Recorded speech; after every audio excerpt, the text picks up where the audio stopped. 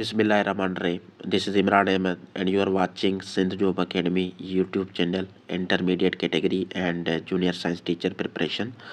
अॼु असीं MCQs हल कंदासीं कंप्यूटर जा, ठीकु आहे।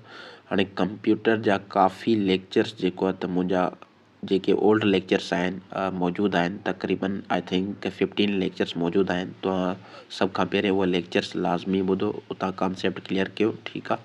ऐं उन खां अलावा मॉक टेस्ट मूं वरिती हुयूं ड्यूरिंग मैट्रिक कैटेगरी टेस्ट, उनमें कंप्यूटर जो बि सेक्शन हुयो, सो उनखे बि लाज़मी तव्हां कंसल्ट कयो।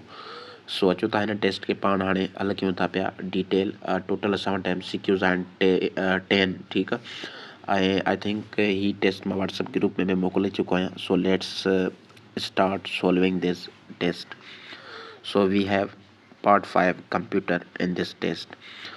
सभ खां पहिरें जेको 91 MCQs असां वटि पुछे थो, चए थो the full form of HTTP चए थो पियो HTTP जी फुल फॉर्म असां वटि छा आहे, ठीकु आहे। सो हिन जी असां वटि छा आहे full form, hyper H for hyper, यादि रखी छॾिजो, H फॉर हाइपर, ठीकु आहे, ऐं T फॉर टेक्स्ट, ऐं जेको ही T आहे ट्रांसफ़र, ठीकु आहे, ट्रांसफ़र, ऐं ही जेको P आहे इन जो मतिलबु छा आहे, प्रोटोकॉल, प्रोटोकॉल। सो ईअं तव्हां यादि रखी छॾिजो, ठीकु आहे। HTTP जी फुल फॉर्म असां वटि छा आहे, हाइपर टेक्स्ट ट्रांसफ़र प्रोटोकॉल। सो हिते करेक्ट आंसर छा थींदो, हिते असांजो जेको करेक्ट आंसर थींदो उहो थींदो hyper text transfer protocol. So option A is correct hair, option A is correct here. उन खां पोइ 92 MCQs असां वटि चए थो which of the following is an operating system, ठीकु आहे। चए थो ऑपरेटिंग सिस्टम हेठिन मां कहिड़ो आहे, ऑपरेटिंग सिस्टम कहिड़ो सिस्टम पुछे थो पियो, ऑपरेटिंग सिस्टम पुछे थो पियो, ठीकु आहे। Very very important operating system. हाणे यादि रखी छॾिजो ऑपरेटिंग सिस्टम में असां वटि छा छा अची थो वञे। सभ खां पहिरें जेका विंडोज़ आहिनि, ठीकु आहे, विंडोज़ असां वटि ऑपरेटिंग सिस्टम अची था वञनि। उन खां पोइ एंड्रॉइड, एंड्रॉइड में हिसो आहे ऑपरेटिंग सिस्टम जो। उन खां पोइ iOS, ठीकु आहे, हीअ बि असांजो हिसो आहे ऑपरेटिंग सिस्टम जो। सो हिते करेक्ट आंसर छा थींदो, चए थो 92 में which of the following is an operating system. Option A आहे MS वर्ड, ऑप्शन बी आहे MS एक्सेल, ऑप्शन सी आहे क्रोम। हाणे क्रोम ते हिकु वेबसाइट आहे, ठीकु आहे। MS एक्सेल ऐं MS वर्ड ही असां वटि एप्लीकेशन सॉफ्टवेयर आहिनि। सो ही असांजा इनकरेक्ट ऑप्शन आहिनि। हिते करेक्ट आंसर छा थींदो, Windows. So option D is correct here, Windows is an operating system. उन खां पोइ 93 MCQs चए थो which key is used to refresh a web page. हिकु वेब पेज खे रिफ्रेश करण लाइ असां कहिड़ी की इस्तेमालु कंदा आहियूं, ठीकु आहे। सो की हिते पुछे थो पियो। सो हिते ॾिसो असां छा हणंदा आहियूं, कंप्यूटर में F5 हणंदा आहियूं रिफ्रेश करण लाइ, ठीकु आहे। ऐं असां वटि जेको ही ऑप्शन मिलियल आहे कंट्रोल +R, ठीकु आहे, +R, कंट्रोल +R। ही बि जेको आहे न रिफ्रेश करण लाइ इस्तेमालु थींदो आहे, बट ही मैक ते थींदो आहे, ठीकु आहे, मैक ते। सो हिते जेको सुइटेबल आंसर आहे उहो छा थींदो वञी, F5, ठीकु आहे, F5 option C is correct here. उन खां पोइ 94 MCQs चए थो a device used to connect computers to a network is called dash dash. चए थो अहिड़ी डिवाइस जेका कंप्यूटर खे कनेक्ट कंदी आहे नेटवर्क सां, उनखे पाण छा चवंदा आहियूं। ऑप्शन ए असां वटि आहे कीबोर्ड, ऑप्शन बी आहे रूटर, ऑप्शन सी आहे प्रिंटर, ऑप्शन डी आहे स्पीकर। सो हिते जेको करेक्ट आंसर थींदो वञी उहो छा थींदो, रूटर थींदो वञे, ठीकु आहे, ROUTER, router connects computer to a network.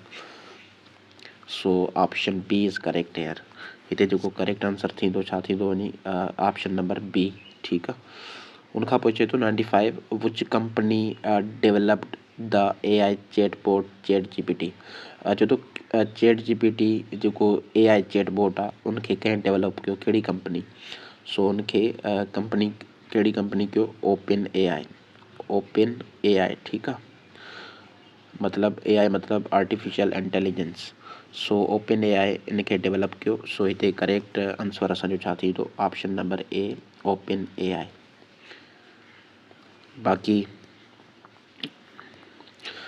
Deep seek बि तव्हां ॿुधो हूंदो, जेका चाइना वारनि जेको आहे त हिकु वर्जन ठाहियो आहे लाइक ChatGPT, ठीकु आहे।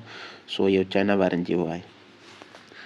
उनखां पोइ असां वटि आहे 96 चए थो, which of the following is the default file extension of a word document.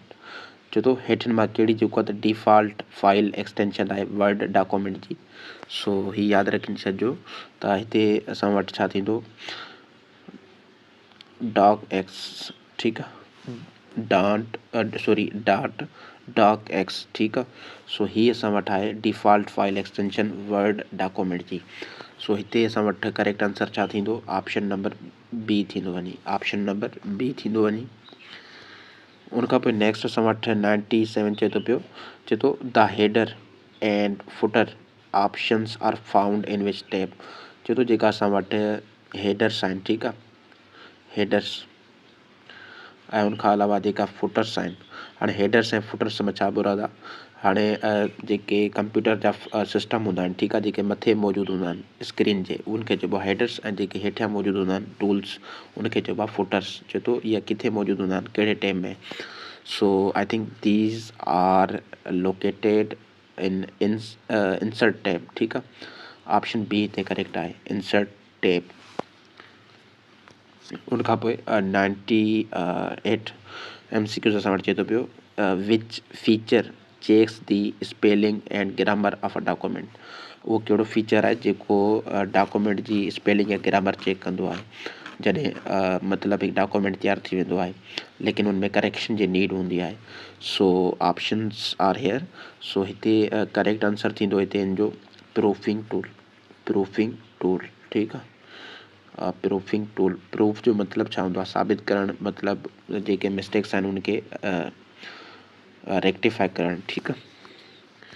उनखां पोइ 99 असां वटि MCQs चए थो पियो, 99 MCQs असां वटि चए थो, a collection of rows and columns in Excel is called dash dash. चए थो असां वटि जेके रोज़ ऐं कॉलम्स आहिनि, ठीकु आहे, उनजे कलेक्शन खे छा चइबो आहे एक्सेल में?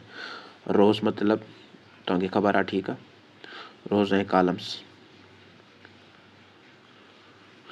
तव्हांखे definitely you know you are not a child. So 99 छा चए थो? जेको कलेक्शन आहे रोज़ ऐं कॉलम्स जो एक्सेल में, उनखे पाण छा चवंदा आहियूं? ऑप्शन ए आहे स्लाइड, ऑप्शन बी आहे डॉक्यूमेंट, ऑप्शन सी आहे वर्कशीट, ऑप्शन डी आहे टेबल। त उनखे चइबो आहे वर्कशीट। छा चइबो आहे? वर्कशीट चइबो आहे, ठीकु आहे। हाणे जेकॾहिं असां हिकु रो ऐं कॉलम खे चेक कयूं था पिया, ठीकु आहे, त हिकु सेक्शन खे चेक कयूं था, वर्कशीट जी हिकु सेक्शन खे चेक कयूं था, त उनखे चइबो आहे सेल। उनखे वरी छा चइबो आहे? सेल, ठीकु आहे, जंहिंमें हिकु रो ऐं कॉलम हूंदी। सो इहो बि यादि रखी छॾिजो। उनखां पोइ 100 नंबर आहे, चए थो each page in PowerPoint presentation is called a dash dash. हर पेज जेको पावर पॉइंट प्रेज़ेंटेशन में हूंदो आहे उनखे पाण छा चवंदा आहियूं? Option A sheet, option B page, option C slide, option D frame. So उनखे पाण चवंदा आहियूं स्लाइड, ठीकु आहे। छा चवंदा आहियूं? स्लाइड, पावर पॉइंट PPT जंहिंखे चवंदा आहियूं, ठीकु आहे, पावर पॉइंट प्रेज़ेंटेशन। सो इन में छा हूंदो आहे? इन में जेको आहे त स्लाइड हूंदी आहे, ठीकु आहे। इन में छा हूंदी आहे? पेज जी फॉर्म में स्लाइड हूंदी आहे। सो ही हुआ असांजा MCQs। Hope U have learn something new. So don't forget to share this channel with your friends who are preparing for IBA test exams. Sindh Job Academy.